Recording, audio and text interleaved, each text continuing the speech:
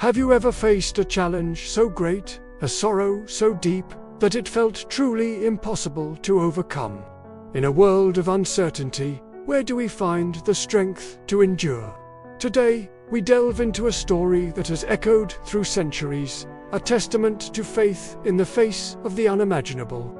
This is the story of Saint Rita of Cascia, the patroness of impossible causes. Our journey begins in 1381. In the small Italian village of Rita, a girl named Margherita Lotti was born to elderly parents. From her earliest days, Rita, as she was affectionately known, felt a deep calling to a life of prayer and devotion. She found solace in the quiet contemplation of God and dreamed of dedicating her life to Him as a nun. But in 14th century Italy, a daughter's path was often not her own to choose. To honor her aging parents' wishes, Rita relinquished her dream and agreed to an arranged marriage. Her husband was Paolo Mancini, a man of noble standing but with a notoriously violent temper. Rita's life became a crucible of suffering. She endured his abuse with a patience that seemed almost superhuman, turning not to anger but to relentless prayer, holding on to the belief that even the hardest heart could be softened by God's grace. For nearly 2 decades, Rita prayed, and then a miracle. Paolo, worn down by his wife's unwavering kindness and persistent faith, had a profound change of heart. He renounced his violent ways, and for a time, peace blessed their home. They raised 2 sons, and it seemed Rita's prayers had finally been answered. But the shadows of Paolo's past were long. Old feuds and bitter enemies had not forgotten his former life. One day, tragedy struck. Paolo was ambushed and brutally murdered.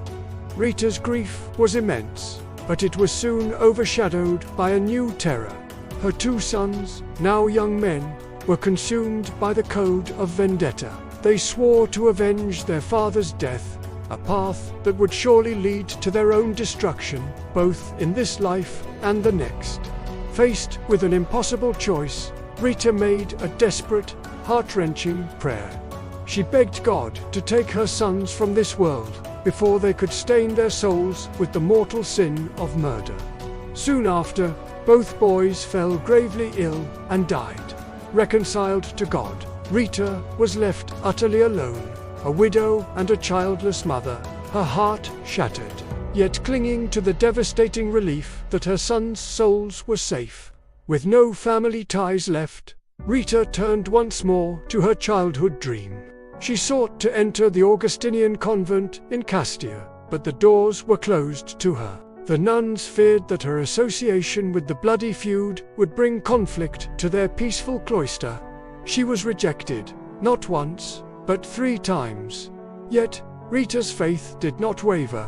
One night, as she prayed, she was visited by her 3 patron saints, John the Baptist, Augustine of Hippo, and Nicholas of Tolentino. In a miraculous event, they guided her and transported her directly inside the locked convent walls. The astonished nuns could no longer deny that this was God's will. Rita's life in the convent was one of profound humility and obedience. To test her, the Mother Superior once ordered her to water a dead, dry stick in the convent garden. For a year, Rita faithfully carried water to the lifeless wood. And then, another miracle. The stick sprouted roots, grew into a flourishing grapevine, and to this day, it is said to produce grapes of exceptional quality. Her devotion was absolute. One day, while deep in prayer, contemplating Christ's suffering, she asked to share in His pain. A thorn from a crucifix on the wall detached, flew through the air, and embedded itself in her forehead. This wound, a stigmata from the crown of thorns, would remain with her for the last 15 years of her life, a painful, constant, and visible sign of her union with the divine. As she lay dying in the harsh cold of winter, a cousin came to visit. Rita made a simple, seemingly impossible request. for a single rose and 2 figs from the garden of her old home in Rocapay. The cousin, assuming it was a delusion of the dying, made the journey anyway to humor her.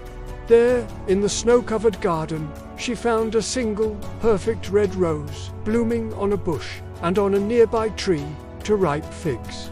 They were a final, beautiful miracle, a sign of God's love for his faithful servant. Saint Rita's life is a powerful reminder that even in the darkest of nights, faith can be a light, that patience can transform hearts, and that love can overcome even death.